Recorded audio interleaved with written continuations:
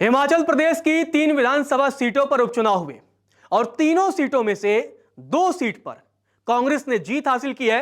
जो तीसरी सीट जहां भारतीय जनता पार्टी को जीत मिली है, हमीरपुर, वहां बड़ी मुश्किल से बीजेपी को जीत मिली। एक समय तो तीनों सीटों पर कांग्रेस के उम्मीदवार आगे थे और खुद देहरा से सीएम सुक्खू की पत्नी अब विधायक बन चुकी हैं, क्योंकि इन तीनों सीटों पर निर्दलीय विधायकों के बीजेपी में जाने के बाद उपचुनाव हुए और अब कांग्रेस ने विधानसभा में अपनी स्थिति और मजबूत कर ली है।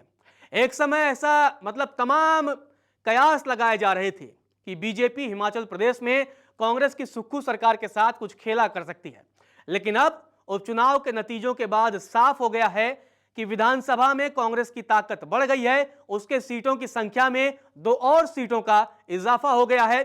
तो चलिए आपको बताते हैं कि हिमाचल प्रदेश की किस विधानसभा सीट पर कांग्रेस कितने वोटों से जीती है और बीजेपी को किस सीट पर सफलता मिली है। तो सबसे पहले बात करते हैं देहरा की। अब यह सीट हाई प्रोफाइल सीट हो गई है।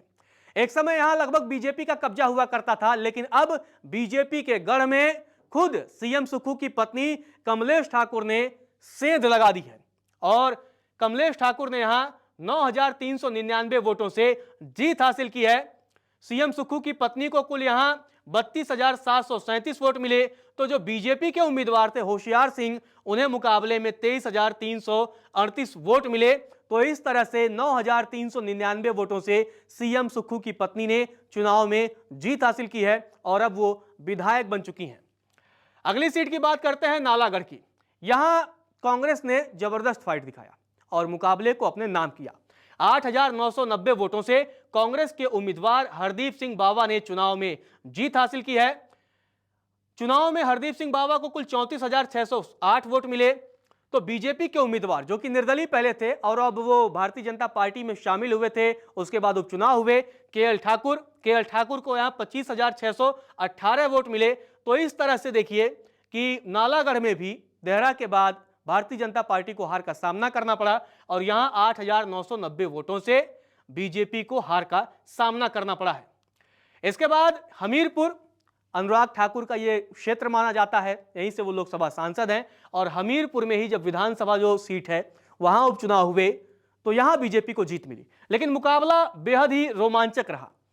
लंबे समय तक जो कांग्रेस के उम्मीदवार हैं पुष्पिंदर वर्मा, उन्होंने बढ़त बनाई हुई थी, लेकिन अंतिम के कुछ जब राउंड की काउंटिंग हुई वहां जो है बीजेपी वापसी करती है और उसे सफलता भी मिलती है।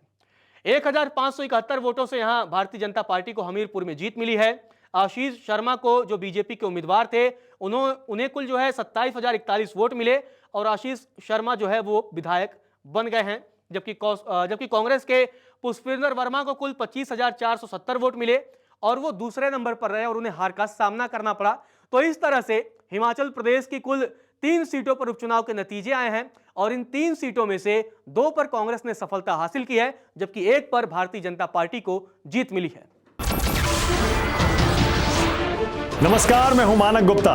अगर आपको हमारा ये वीडियो पसंद आया हो तो इसे लाइक और शेयर जरूर करें और हां, हमें सब्सक्राइब और फॉलो करना ना भूलें ताकि आप देश और दुनिया की कोई खबर मिस ना करें।